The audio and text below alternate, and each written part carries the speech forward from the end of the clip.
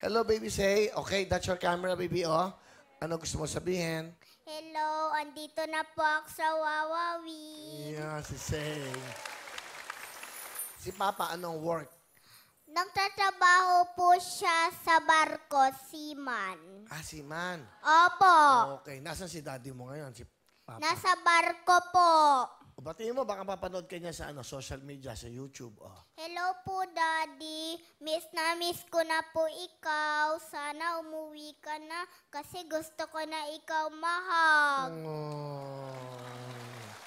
Ano ba ang pangarap ni Say? Paglaki mo, anong gusto mo? Abogado po. Wow, bakit gusto mo maging abogado? Kasi po nagpapatulong sa mga tao po. Na pagtatanggol, yung mga Opo, naaapi. ganun po. Oo, ha? Bakit ka sumali dito sa Wawawin?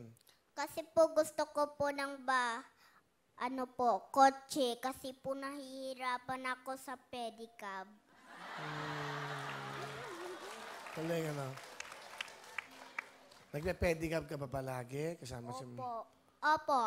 Sa akin nagpe-pedicab. Sa Jillian po.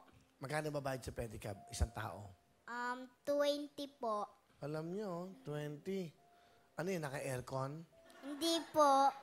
Hindi naka-aircon? Opo. Wala bang aircon na pedicab? Wala po eh. Wala.